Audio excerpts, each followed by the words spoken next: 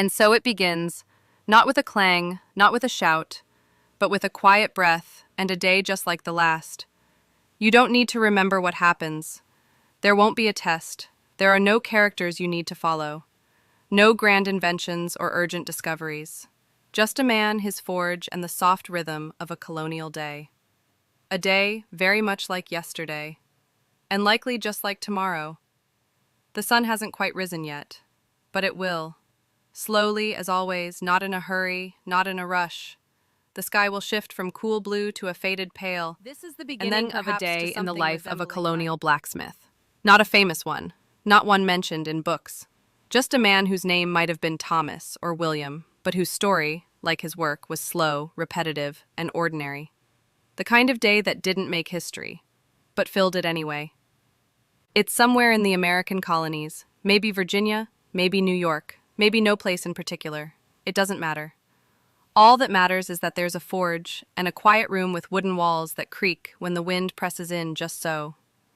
There's a bed made of straw, a rough wool blanket, and boots sitting exactly where they were left the night before. A candle, long burned down to its base, still leans toward the cold air of early morning. Everything is still, soft, unremarkable. There is no sound yet, not really. Perhaps the faint crackle of the hearth's embers, or the long, slow stretch of a man rising from sleep with nothing to rush toward. A basin of water waits in the corner, unchanged, except for the quiet layer of dust gathered along the rim. The man who will soon stoke the fire has not yet spoken. He rarely does. There's not much to say when you wake alone in a small town where every day repeats itself like a well-worn bellows. And yet, this day matters, not because of what it will become, but because it is. One more day to keep the forge warm, to hammer the iron slowly, to take orders for horseshoes that all look the same, and to carry out a life that passes gently, like smoke. So, if you'd like, you can rest here with him. There's no need to pay close attention, no need to anticipate a plot or a twist. Just listen as the day unfolds, with the quiet patience of coal waiting to catch. This is not a story of war, nor of revolution. It is not a tale of hardship or triumph. It is a simple record of a day when nothing special happened, and that is what makes it special. You may feel your breath slowing, your thoughts softening like metal left too long in the fire. You may drift away. That's all right. The forge will still be here when you return. And now, with little urgency, with no particular need for time to pass, let us begin. A new day is arriving, and the blacksmith, whoever he may be, will rise to meet it, slowly. We begin again, not because something is urgent, but because the sun has decided to rise, not quickly, not dramatically, but with the same measured stillness it offers every other day. The early light This one is seeps no in. different, not It in doesn't try to streaks, be. but in the gentlest of bleeds. Through cracks in the shutters, through the uneven seams where old wood meets older stone, it finds its way. In a small room with rough-hewn walls, the air is cool, and the blanket holds the shape of sleep. The blacksmith, who still hasn't stirred, lies in the same position he did yesterday at this hour, and likely the day before that. His bed is little more than a wooden frame with a canvas sling, stuffed loosely with straw that shifts with each movement. There is no mattress, there is no pillow, only a folded cloth near his head and the weight of a wool blanket that smells faintly of ash. Somewhere outside, a rooster offers its first half-hearted cry. Not sharp, not decisive, just a slow note into the stillness, as if asking permission to begin the day. The blacksmith hears it. He always does. But he doesn't respond. Not yet. His eyes remain closed, his limbs slow to obey the call of motion, for there is nothing waiting for him that cannot wait a little longer. Eventually, he shifts.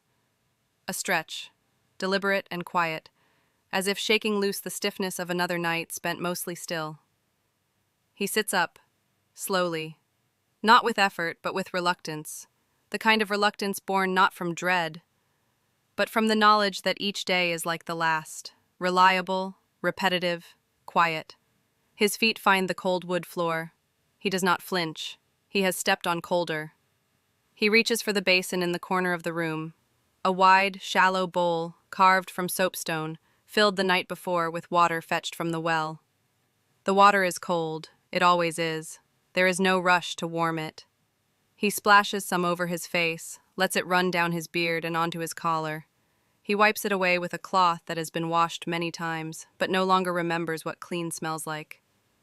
The ritual continues, a linen shirt pulled over his head with familiar motion, a coarse woolen vest, heavy with soot, trousers patched at the knee, and boots, thick-soled and cracked from long use.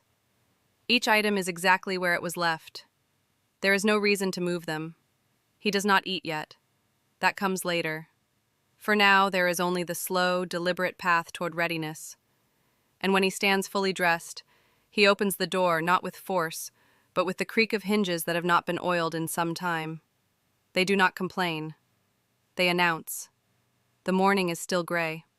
The sun has not yet claimed the sky, but light enough spills in to paint the yard in muted shapes. A chicken scratches near the fence. A small pile of wood waits to be gathered, and in the distance, smoke curls lazily from another chimney. Someone else is awake, but just barely. He steps outside into the morning not with purpose, but with acceptance. Another day has begun, not because he has chosen it, but because it was time. Straight to the forge. There's no need. And so it goes. The fire there has long gone cold overnight, and iron does not mind waiting. Instead, he walks across the yard slowly, his boots making soft sounds in the dirt. Not quite crunching, not quite dragging, just enough to remind the ground that he's passing by. The morning air is neither cold nor warm. It's simply present. It wraps around him in a way that asks for nothing and gives only what it must. A breeze, perhaps, a dampness near the well, the scent of earth, old wood, and faint smoke from chimneys elsewhere. He pauses by the side of the house where a row of firewood leans against the wall. The stack is uneven but steady. Some pieces are long and twisted, others square and chopped clean. He selects 3, no more, no fewer. That has always been enough to begin. The forge is only a few paces away, a small wooden structure with a low sloping roof, a wide open doorway, and walls stained black from years of smoke. The door does not lock. It never needed to. There is nothing inside worth stealing, and everything inside is heavy. He sets the wood down by the hearth not hurriedly, but with the kind of movement that suggests he has done this so many times that his body remembers even when his mind wanders. Inside the forge, nothing has changed, because nothing ever does. The anvil stands exactly where it should, the tongs rest on their hooks. The hammer lies across the table just as he left it, angled as if paused mid-thought. Dust hasn't settled. It was never truly lifted. The room carries the quiet dignity of function and the scent of heat long gone. He crouches to begin building the fire. First, the dry twigs gathered days ago from beneath the oak tree, then a handful of shaved bark, then the wood he carried. Each piece is placed with care, but not ceremony. This is not a ritual. It is simply what must be done. He strikes flint to steel, once, twice, a third time. There is a spark, then a flicker, then smoke, then stillness again. He does not fan the flame with urgency. He gives it space, breath, time. And slowly, because everything in this life is slow, the fire begins to live again. Its light fills the forge with a soft orange hue. Shadows stretch and settle. The walls, once cool, begin to remember warmth. The hearth, once dull, begins to hum. But the fire is not ready. It must be coaxed, fed, watched, so he watches.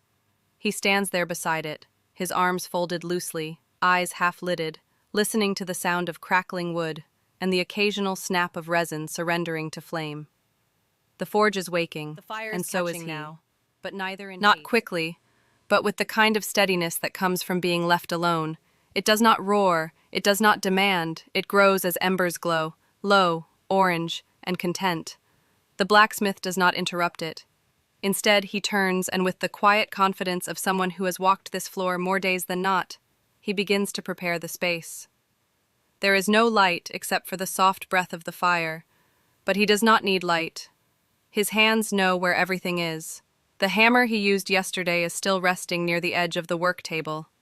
The iron tongs lean against the bricks by the forge. They are old, the handles worn smooth from years of heat and pressure and quiet labor. Not worn out, just worn in. He lifts them, not to examine them, but simply to feel their weight again. They are as they should be, no more, no less. The grindstone in the corner hasn't moved in weeks. It doesn't need to. It's heavy like everything here, and it spins when it must, but only then. He brushes away a layer of ash from the anvil, not because it bothers him, but because it's something to do, while the forge finishes waking. The anvil is solid. It does not speak, but it remembers. Its surface bears the dents of decades, each mark a silent record of things made and remade, of errors corrected, of blows struck not out of fury, but out of rhythm. Beside it, a small barrel holds discarded nails and broken hooks, bent metal, misshapen rings, nothing worth saving, yet nothing thrown away. Because sometimes, even failure has a use. It can be melted, recast, returned to purpose, and so he lets it be. A wooden shelf above the bench holds small things, coils of wire, a dull chisel, 2 iron hinges, still waiting to be finished. Nothing is labeled. Nothing needs to be. Each item, each surface has earned its place through simple repetition. He checks the bellows next. It creaks when pressed. A slow inhale, a slower exhale. Dust escapes from the seams, rising in thin ribbons that disappear into nothing. He presses it again, and again.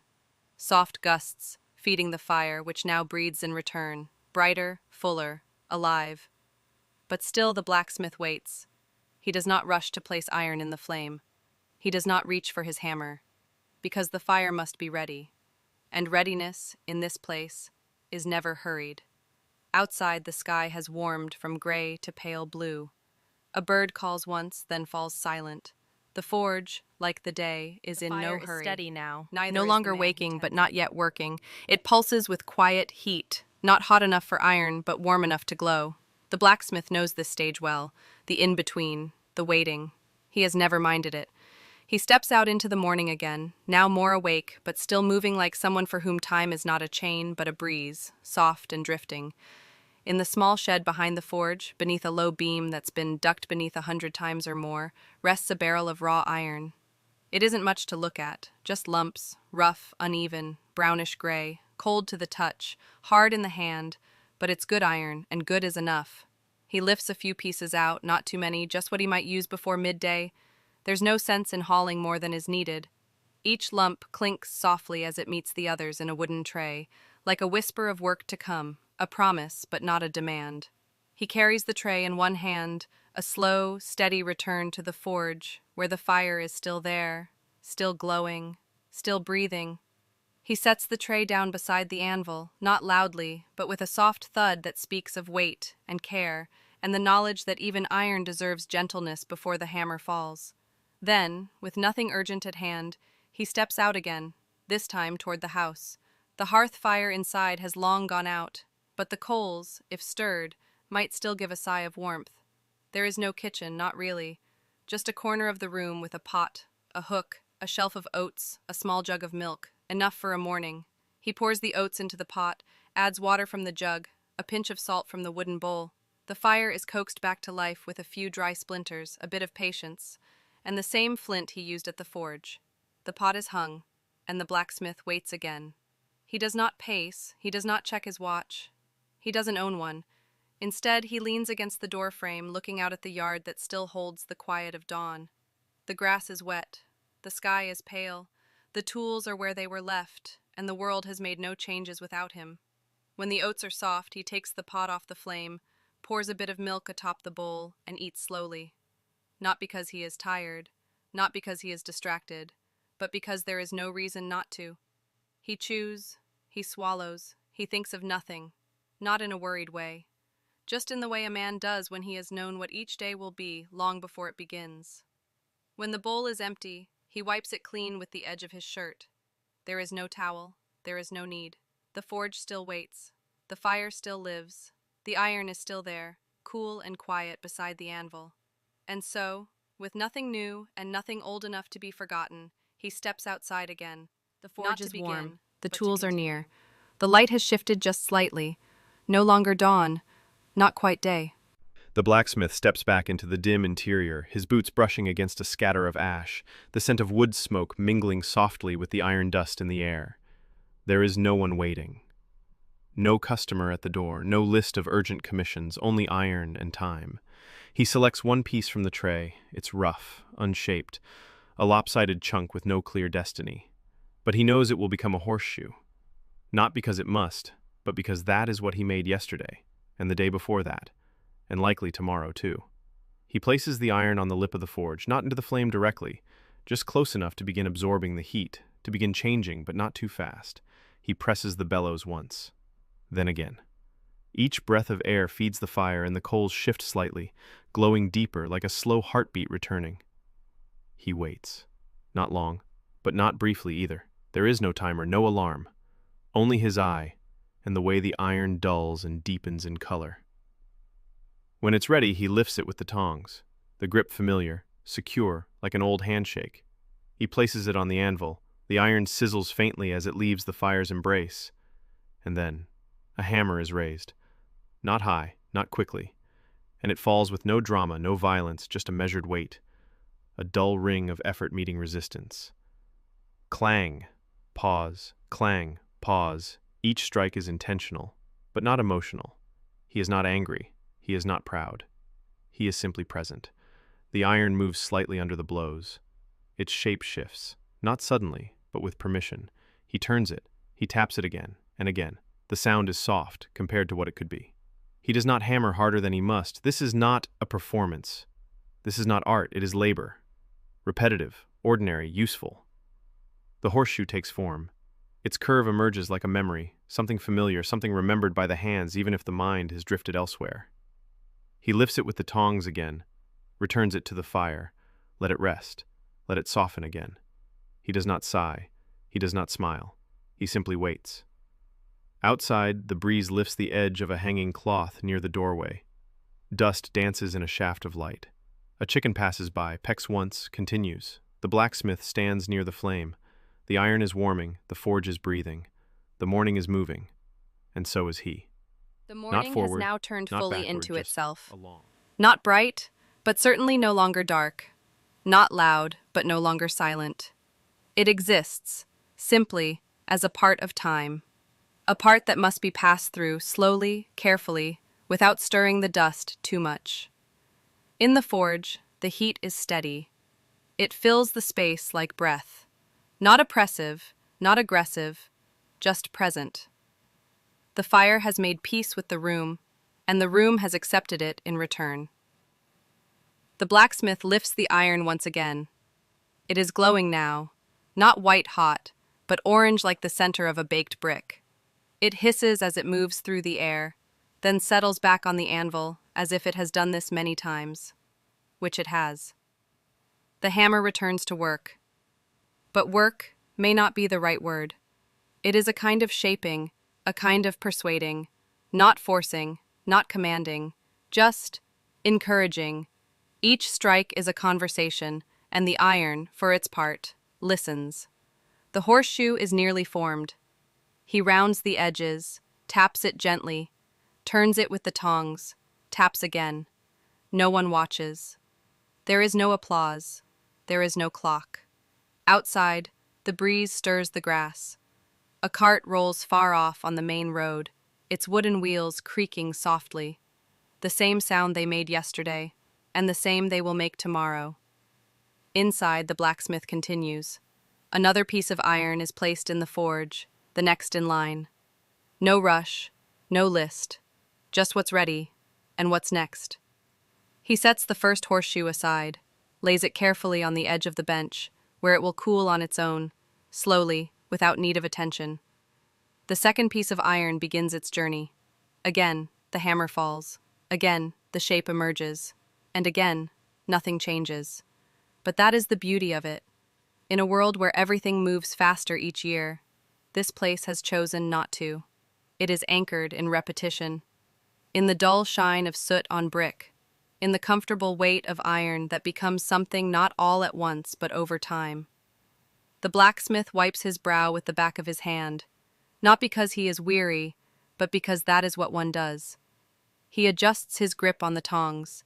He shifts his stance slightly, not because it matters, but because the floor beneath his feet has a spot that is just a bit more familiar than the rest. He finds that spot again. He resumes. And outside the forge, the world remains gentle. Nothing urgent passes. No shouts are heard. Only the faint murmur of leaves moving in wind, and the occasional rustle of a bird settling into a new perch. Even the insects hum softly, as if they too have agreed that this day does not need to be loud. Inside, the hammer continues. Steady, patient, not demanding attention. Just doing what it has done 1,000 times, and will do again. But it is a quiet hum, not the kind that sings, not the kind that stirs the air too deeply, just enough to remind you that warmth lives here.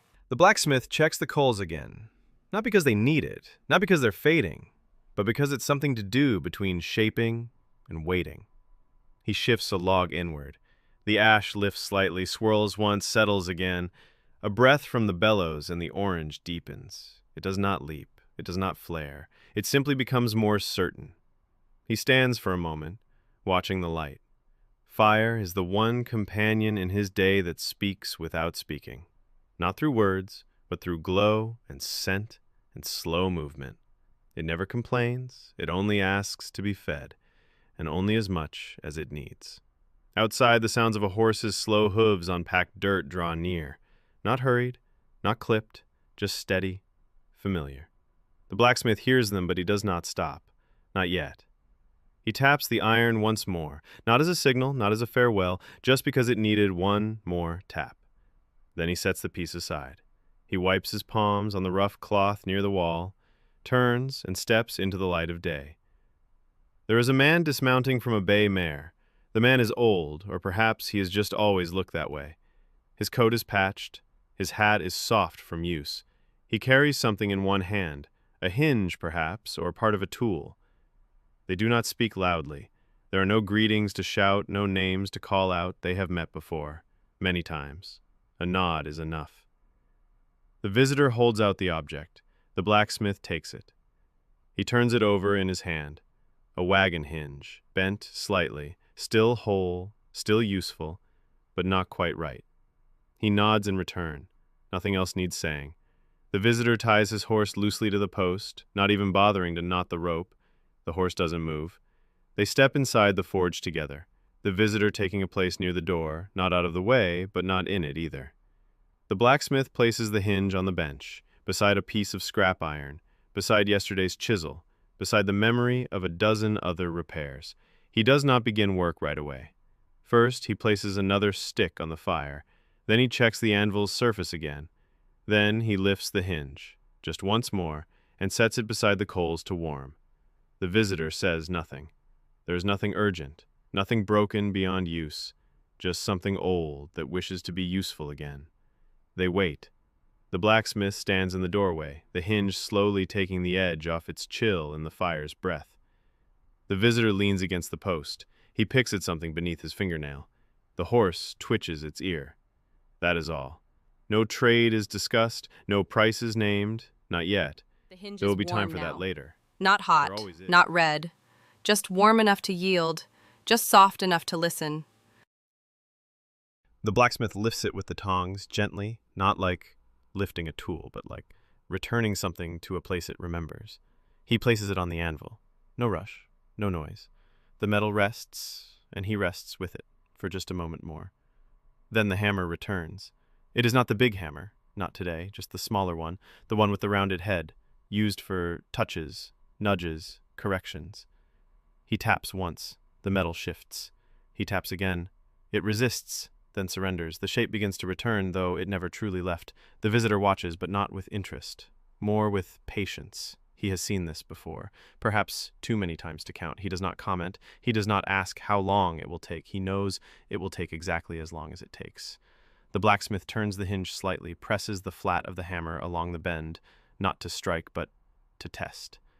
He lifts it, checks it against the table, then lowers it again. Another soft blow. And another. Each one less forceful than the last. It is almost done. And it has barely begun, but that is the nature of repair. It happens in layers, not in leaps. The metal forgets the bend only as slowly as it learned it. Finally, he holds it up to the light. What little of it filters through the open doorway, through dust, through smoke, through time. It looks right, not perfect, not new, but right. He offers it to the visitor. No words, just a hand extended. The visitor takes it, turns it once, twice, nods once. That is enough. There is no handshake, no receipt, just a coin placed gently on the bench. Not looked at, not counted, just placed. The blacksmith does not pick it up right away. There is no reason to. The visitor steps outside, unties his horse, climbs back onto the saddle. He nods again. The blacksmith raises one hand in return. The horse turns. The road receives its hooves like always. And the forge is quiet again. The blacksmith returns to the fire, not because he must, but because it is where he belongs. There is another piece of iron warming now.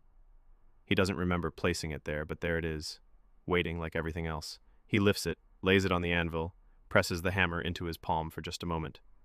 And then, once more, The blacksmith's with no need to hands change rest pace, for a moment, not from begins again. fatigue, but simply because the rhythm of the day allows it. There are no alarms, no bells, no reason to hurry. He brushes iron dust from his vest. It leaves faint streaks, gray on brown, nearly the same color, nearly invisible. But he brushes them just the same. On the workbench lies an old chisel. Its edge is dull, its spine slightly bent. He doesn't remember when he last used it. He doesn't remember when he last needed to. But it's here, and so it should be made right. He lifts it carefully, weighs it in his palm. Not heavy, not sharp, just familiar. The tip is flattened, the line uneven.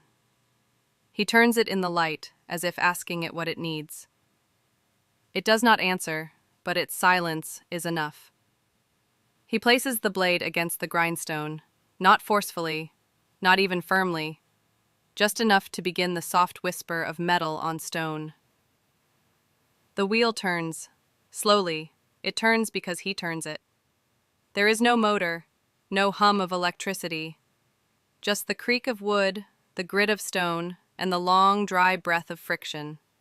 The chisel moves, the wheel hums, a fine dust rises, drifts, settles again. The edge returns, a little at a time, not perfect, but better. Sharper, but still patient. When the blade is shaped, he tests it against his thumb, not to cut, just to feel the line, the edge, the readiness. Satisfied, he lays it aside. It will be used again, or not. It doesn't matter. It is ready, and that is enough. He steps back, looks around. The forge is steady. The fire is low now, not fading, just resting. He walks to the doorway, leans against the post again. Outside, the light has changed. The sky is brighter, but not bright. The color of cotton left out in the sun, soft pale, neither blue nor white.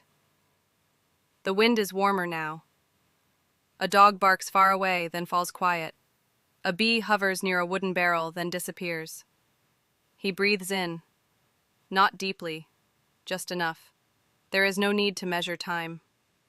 The sun moves slowly, just as he does, and the heat from the forge will hold for hours, as long as it is fed with care. He turns back inside. Another horseshoe, another hinge, another ring, perhaps. He selects a narrow does not strip of choose. iron next. It has already been cut, already shaped mostly, but not bent, not joined. It will become a ring. Not jewelry, not gold, just iron, plain, a loop for a bucket, perhaps, or a clasp for a door. He does not need to think about what it is for, only what it is. The iron is thin. It heats quickly. He lays it in the coals, gives the bellows a gentle press. The flame brightens, a sigh, not a roar, a warmth, not a warning. He watches it for a while, not waiting, just watching. He does not stand stiff, he does not pace. He leans against the stone wall, his arms folded, his thoughts nowhere in particular. When the iron glows, not orange, not red, but somewhere in between, he lifts it. His tongs know this shape. His hammer remembers this sound. On the anvil, the strip bends with ease. He shapes it slowly, carefully. Two ends draw near but do not meet, not yet. He reheats it, taps again, closes the circle, taps again. A loop is born. No one will see it, no one will praise it, but it is done. And it is good. He sets it with the others, near a pile that leans softly to one side, the way everything leans, given enough time. Then he stops. Not suddenly, not dramatically. He just stops, because it is midday, or near enough. The shadows lie shorter now, the warmth outside is fuller, and the forge, though still breathing, is ready for a rest. He adds no more wood, lets the fire ease, lets the coals settle. The heat will hold. He steps out into the light again, wipes his hands, rolls his shoulders once, as if remembering they are there. Inside the house, the air is cooler. The fire from the morning has long gone out, but the warmth of the forge clings faintly to his clothes. He cuts a slice of bread, finds a bit of cheese. Nothing more, nothing less.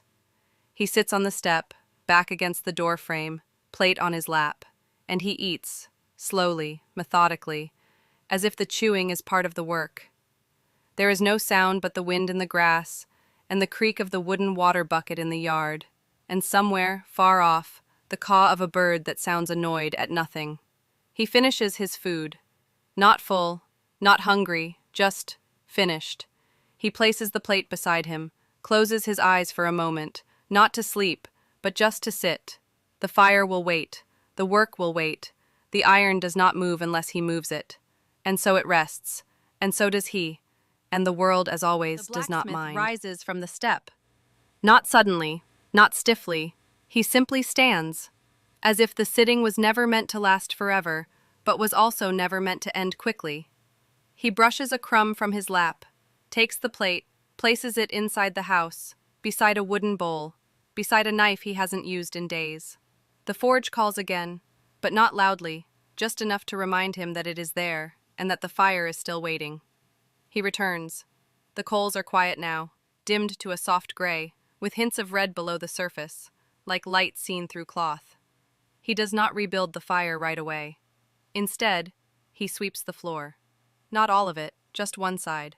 A few leaves, a pinch of ash, a nail he didn't know had fallen. He pours a bit of water from a clay jug onto the forge bricks. Steam rises. Not much, just a sigh.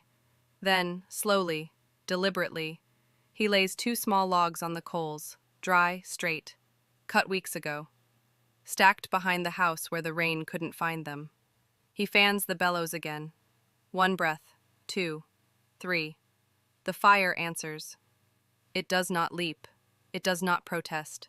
It glows. It returns. The blacksmith nods, as if to himself, and selects the next piece of iron. A bar, longer than most, square at the ends, heavy.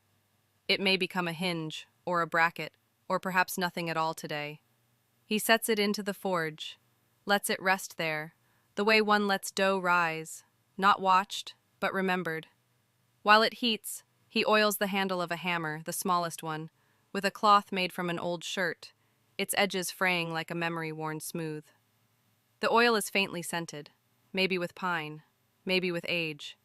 It makes the wood darker and the grip more certain. When the iron is ready, or near enough, he lifts it again. The hammer meets it with a slow rhythm, not loud, not sharp, but firm. Clink, pause, clink, turn, clink. Outside, a bird calls again. Perhaps the same one, perhaps a different one. It doesn't matter. It calls, then falls quiet.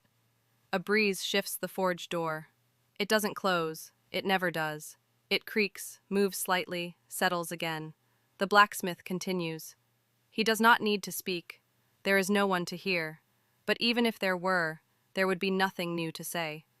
The iron flattens, stretches, finds its form slowly, as though remembering it from before. The afternoon deepens, not with shadow, not yet, but with the stillness that comes when the first piece aside. It's not finished, but it doesn't need to be just yet. There's time. Always there's time. He selects another bar, thinner this time, lighter. It lies easily across his palm. It is cool to the touch, not quite metallic, not quite stone.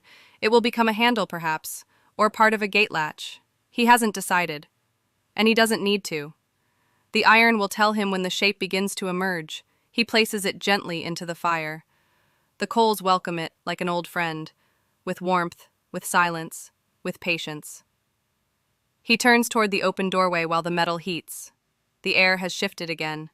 It smells less of morning now, and more of earth, of distance, of things growing somewhere far beyond sight. The wind brushes past the open door, lifts the corner of a burlap cloth hanging by the wall. It floats for a moment, like something remembering how to dance, then settles again. And then, a soft shuffle of feet. Someone approaching. He hears them before he sees them. Not quickly, not firmly, just the uneven cadence of worn shoes on uneven ground. A woman appears in the doorway, older than the blacksmith, hair tucked beneath a faded kerchief. She holds something in her hands wrapped in cloth. They do not greet each other. They've known each other too long to waste words. She lifts the bundle slightly, as if offering a question with no need to speak it aloud. The blacksmith nods. She sets it on the bench. He unwraps the cloth. Inside, a set of garden shears.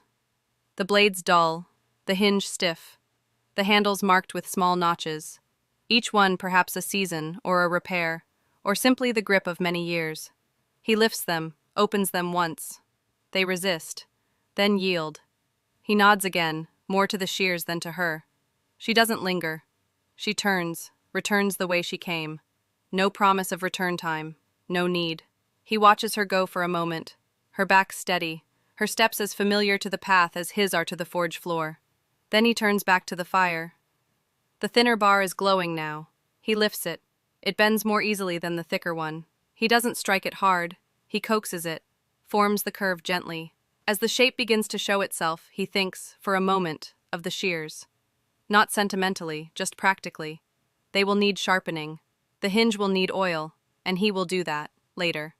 For now, the handle in his hands deserves attention. And attention, like everything in the forge, cannot be divided. The light through the doorway has shifted slightly. Still no shadows, but a quiet promise of their approach. The breeze has less to say now. The cloth near the wall is still.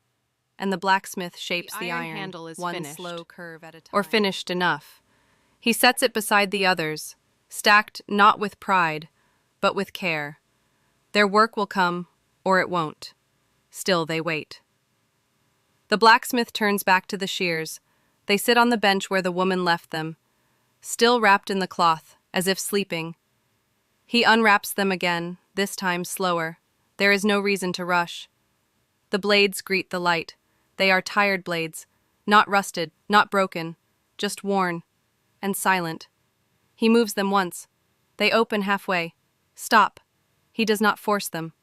Instead, he sets them in a small pot of oil, one he keeps near the edge of the hearth, where it is always just a little warm. Not hot, not bubbling, just warm enough to loosen what time has stiffened. They rest there, and he watches. There is something peaceful in watching old tools soak. They give in to the oil slowly, not all at once, but with the slow surrender of things that have served long enough to know they'll be used again. While they sit, he sharpens another chisel, not because it is dull, but because it has not been touched in days. The wheel turns again. The stone sings its dry, low note. Dust rises, settles. Then he checks the shears once more.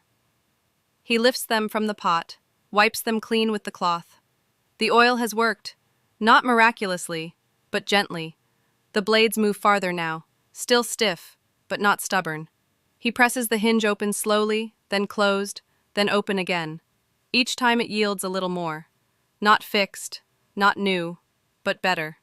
He sets them down, then reaches for his sharpening stone. Not the wheel, just the block. He prefers the quiet for work like this. The blades press against the stone, softly, repeatedly. The sound is softer than the hammer, softer even than the breath of the forge. It is the sound of patience, of metal remembering how to cut, back and forth, over and again. There is no rush. Outside, the light has shifted again. The sun has begun to lean, though no one speaks of it. The warmth inside the forge thickens slightly, like honey softening in a jar left near the window. The blacksmith does not wipe his brow. He is not sweating. The heat is familiar, not comfortable, but known. He sharpens the shears until the edge reflects the light in a faint line.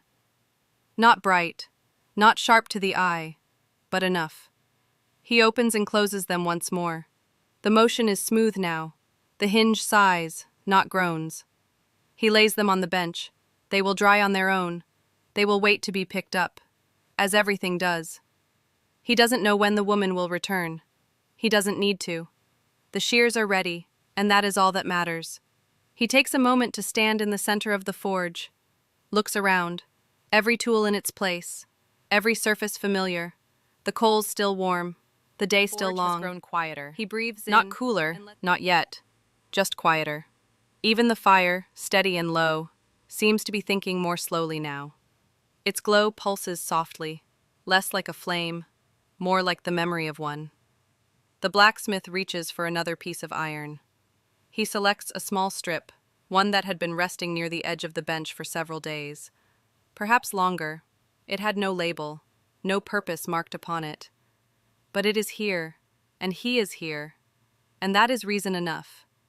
He turns it in his hand, feels where one end is slightly warped, feels where the edge rises just a little too high. He will flatten it, and bend it, and make it into something useful, or at least something whole. He places it in the fire.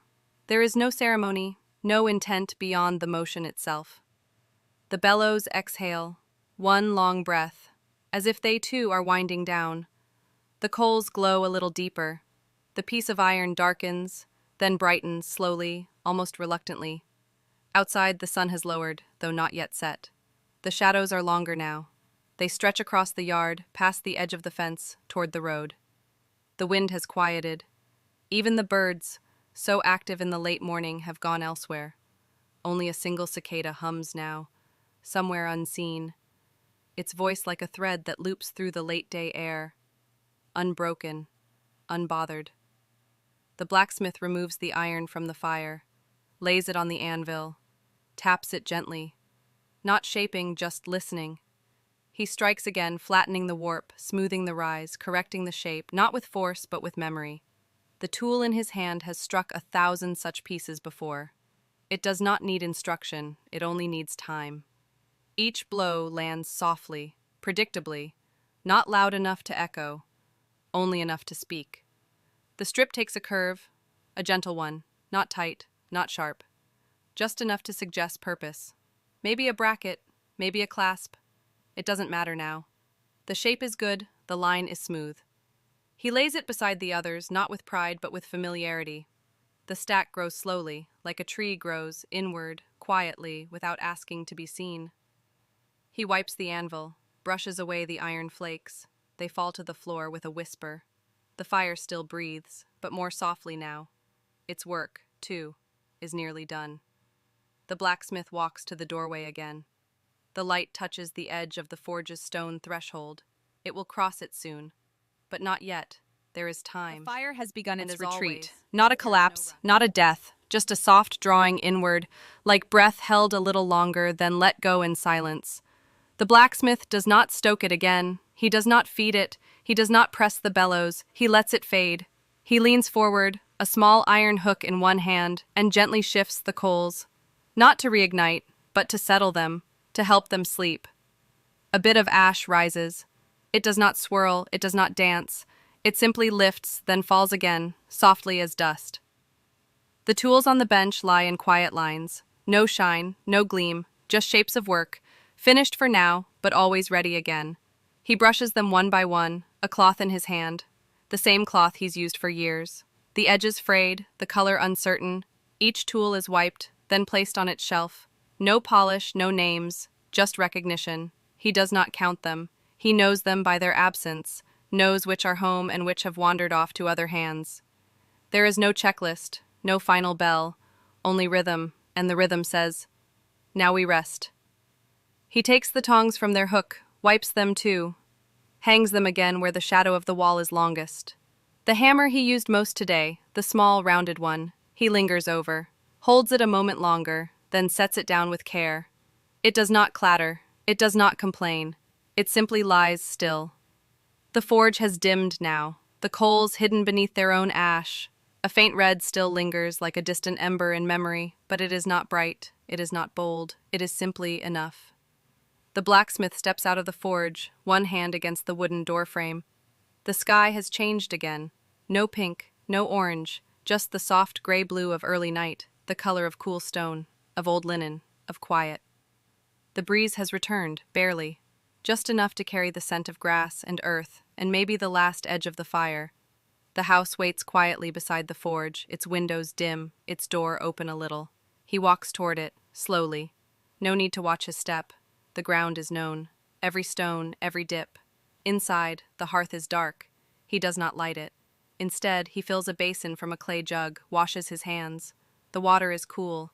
It carries the smell of iron away, but not completely. There is always some left. He dries his hands on a cloth, then folds the cloth again. No reason to leave it scattered. He sets a single candle on the table, lights it. Not for brightness, but for formality, for ending. The flame dances for a moment, then stills. He sits in the wooden chair nearest the door, not because it is most comfortable, but because it is most familiar. His body rests. His eyes remain open. The day is not over, but it no longer asks anything of him. He has shaped the metal, tended the fire, watched the sun rise and lean and fall again, and now he watches nothing. Not with fear, not with need, just with the quiet motion of a world that does not hurry. The blacksmith sits still, his hands folded loosely, his feet steady on the floor, his back against the worn wood of the chair. He does not think of tomorrow. There is no need.